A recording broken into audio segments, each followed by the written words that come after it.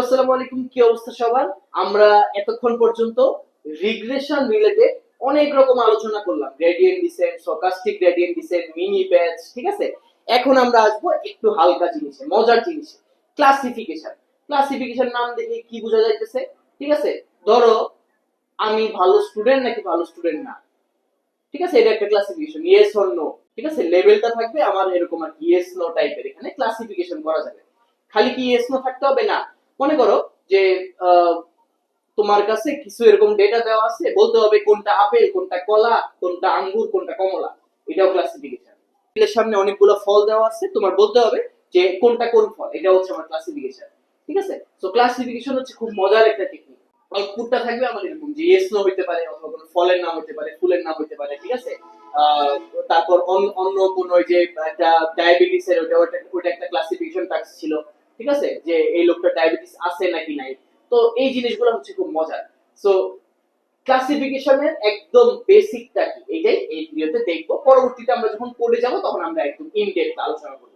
ঠিক আছে, so ক্লাসিফিকেশনটা actually কিভাবে করা যায়? মনে করো ইমেইলে স্প্যাম ডিটেকশন। অনেক সময় হয় না যে ইমেইলে টাকা চায়, এরকম ভাবে বলে না যে তুমি 1 কোটি টাকা জিতে গেছো, ঠিক আছে, সো আজকের মধ্যে তুমি হচ্ছে এরকম একটা ফর্ম পূরণ করো, তোমার এই ফেসবুক আইডি পাসওয়ার্ড দাও, তাই তোমারে আমরা 1 কোটি টাকা তোমার ব্যাংকে পাঠিয়ে দিব, অথবা ব্যাংকের পাসওয়ার্ড দাও, 1 কোটি টাকা তোমার ব্যাংকে পাঠিয়ে দিব।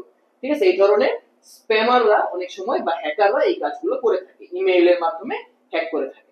ঠিক আছে, সো স্প্যাম, এই যে ইমেইল যে স্প্যাম ডিটেকশন, কোন ইমেইলগুলো স্প্যাম। ধরো তুমি জিমেইলে কাজ করো মেশিন লার্নিং ইঞ্জিনিয়ার হিসেবে। সো জিমেইল তো একটা দুইটা ইমেইল নিয়ে কাজ করে না। ঠিক আছে, ওই জায়গায় বিলিয়ন বিলিয়ন ইমেইল আসে। তো এই ইমেইলগুলোর মধ্যে তোমার কিছু মেশিন লার্নিং অ্যালগরিদম ইউজ করতে হবে, অটোমেটেড করে দিতে হবে যে একটা ইমেইল আসলো, ওই ইমেইলটা কি স্প্যাম নাকি স্প্যাম না। ঠিক আছে, কাজটা কিভাবে করা যায়? ধরো আমি দুইটা ফিচার নিয়ে কাজ করতেছি। ঠিক আছে, একটা ফিচার হচ্ছে তোমাকে খুব আর্জেন্সি দেখাবে। ঠিক আছে, অর্থাৎ খুব তাড়াহুড়া করা বলবে যে একদিনের মধ্যে আমাকে এরকম পাসওয়ার্ড দাও, একদিনের মধ্যে আমাকে তোমার ব্যাংকের ইনফরমেশন দাও। আর্জেন্সি একটা জিনিস। আর আরেকটা জিনিস হচ্ছে ধরো মানি, টাকা নিয়ে কথা বলবে। ঠিক আছে, যে 1 কোটি টাকা জিতে গেছেন, 5 কোটি টাকা জিতে গেছেন। কোনো প্রফেশনাল কোম্পানি আমি ধরে নিচ্ছি তারা এরকম ভাবে টাকা নিয়ে কথা বলে না, বললো মিটিং এ গিয়ে কথা বলে, কিন্তু মেইলের মাধ্যমে, মেইলে কখনো এরকম টাকার অ্যামাউন্টটা উল্লেখ করে না। ঠিক আছে, ওই যে বিকাশ থেকে নাহিদ বলছি যেরকম ফ্রড আর কি। ঠিক আছে, তো এরকম ফ্রড যারা, তারাই ধরো এই দুই ধরনের সিম্বল, মানে এই দুই ধরনের সিম্পটম তাদের মধ্যে দেখা যায়, এই দুই ধরনের ফিচার তাদের মধ্যে দেখা যায়। সো এটা হচ্ছে F1, এটা হচ্ছে F2। F1 কি? আর্জেন্সি, অর্থাৎ 7 দিনের মধ্যে টাকা দেওয়া লাগবে, 2 দিনের মধ্যে আমাকে ব্যাংকের ইনফরমেশন শেয়ার করা লাগবে। আর মানি যেটা, এটা মনে করো যে 1 কোটি টাকা জিতে গেছেন, 5 কোটি টাকা জিতে গেছেন, আমাকে 10 লাখ টাকা দেন, আমি আপনার 1 কোটি টাকা দিব। এই টাইপের জিনিস, এই দুইটা হচ্ছে, আমি ধরলাম যে এই দুইটা ফিচার যদি থাকে তাহলে ডাটাগুলা বা তাহলে মেইলটা স্প্যাম। এখন এই কাজটাই গ্রাফের মাধ্যমে কিভাবে করা যায়? একদম সিম্পল। ঠিক আছে, আমি এখানে কয়েকটা কালার পেন ইউজ করতেছি জিনিসটা বোঝানোর জন্য। সো নিচে যেটা এক্স অ্যাক্সিসে আমি ধরে নিচ্ছি এটা হচ্ছে আর্জেন্সির জন্য। ঠিক আছে, আর এই যে ওয়াই অ্যাক্সিসে আমি ধরে নিচ্ছি মানির জন্য।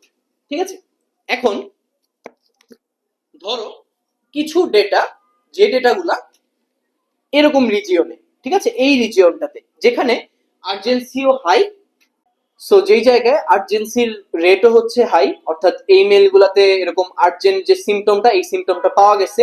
ঠিক আছে, এবং ফিচারও হচ্ছে, এবং মানিও হচ্ছে খুব এরকম হাই।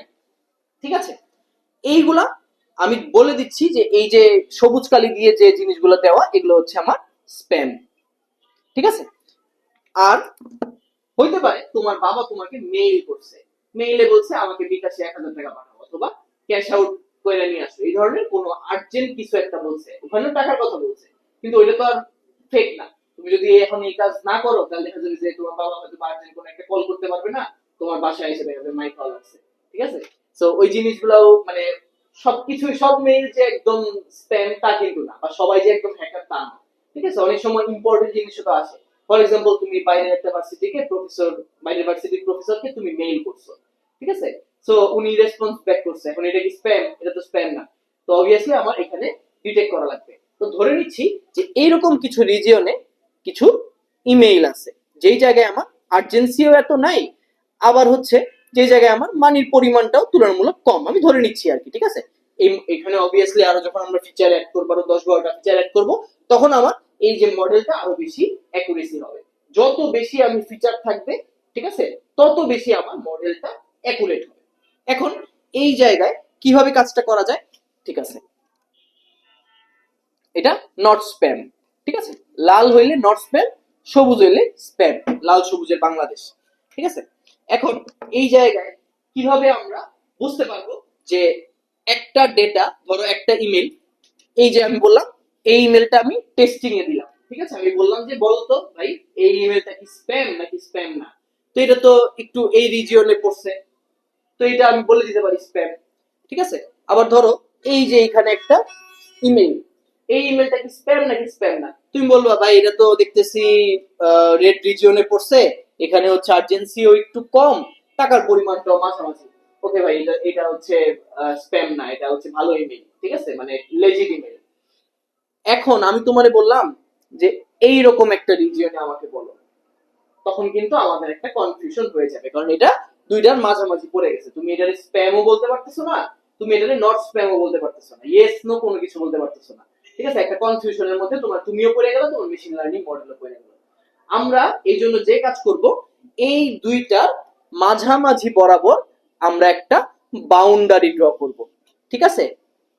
এই বাউন্ডারির উপরে যদি হয় তাহলে হচ্ছে স্প্যাম, বাউন্ডারি নিচে যদি হয় তাহলে স্প্যাম না। সিম্পল, মজা না কাজটা? ওইখানেও আমরা এরকম রিগ্রেশনে যেরকম একটা লাইন ড্র করছিলাম, বেস্ট ফিটিং লাইন, ক্লাসিফিকেশনেও আমরা এরকম একটা লাইন ড্র করছি, লাইনের উপরে যদি থাকে, ইভেন আমি বলে দিলাম যে লাইনের এই জায়গাও যদি থাকে ওইগুলো স্প্যাম, ঠিক আছে। আর লাইনের নিচে যদি থাকে তাহলে সেটা স্প্যাম না, তাহলে এগুলো ভালো ইমেল। সো এটাই হচ্ছে ক্লাসিফিকেশনের basic. So in further classes বা আপকামিং লেকচারস আমরা এগুলোতে আরো ইন ডেপথ আলোচনা করব, ঠিক আছে। Classification, regression, supervise system, self supervise, unsupervise, এগুলো নিয়ে ইন ফার্দার আমরা আরো আলোচনা করব। সো আজকের ভিডিও এই পর্যন্তই থাকুক, see you in the next video.